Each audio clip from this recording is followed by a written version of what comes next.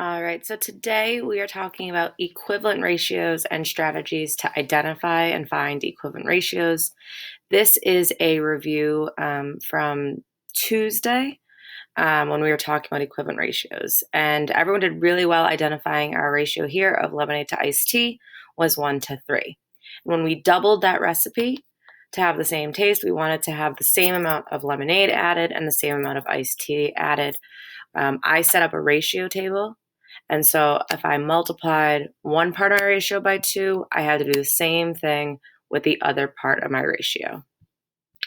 So we have a few other examples that we're going to use to help us find equivalent ratios before you work on a snowball fight, an equivalent ratio snowball fight. So here the ratio of flour to sugar in the cookie recipe was 3:1. You're making 5 batches of the recipe to give to your friends for the holidays. How many cups of flour and how many cups of sugar will you need? So if we're doing this 5 times, this is one batch, we need to multiply by 5. So we have 5 times as much flour.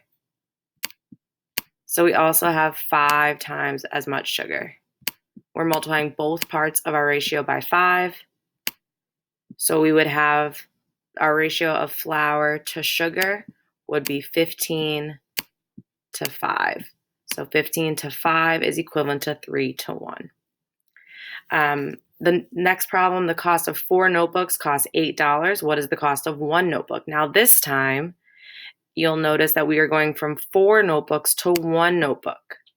So to get from 4 to 1, we are now dividing by 4.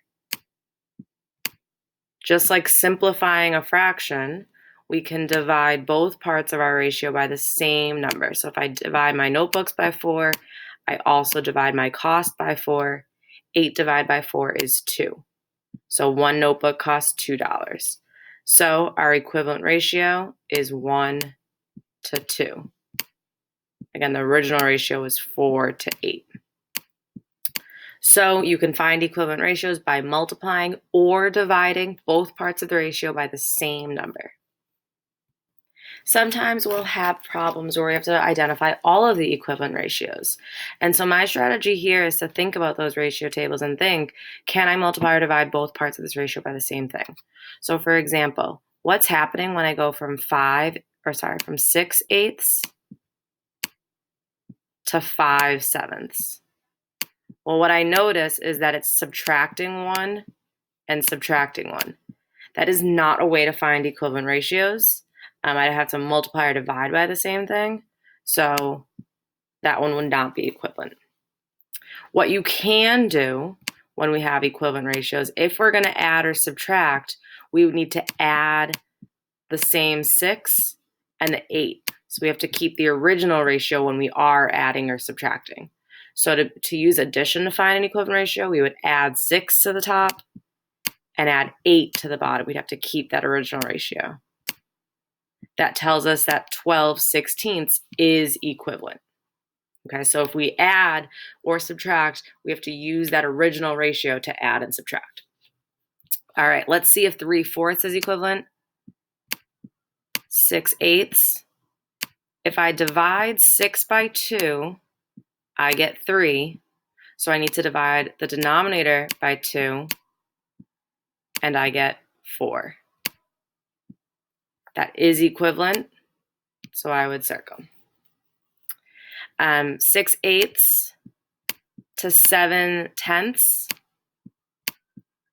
That looks like I am just adding 2 to both, which is not a way to find an equivalent ratio. And then let's try 6/8 and see if that's equivalent to 1/2. If we divide 6 divided by 6, we get to 1. If we divide 8 by 6, we do not get 2. So that is not equivalent. So when we have a select all like this, we can try our strategies for each one and see if we get something that's equivalent.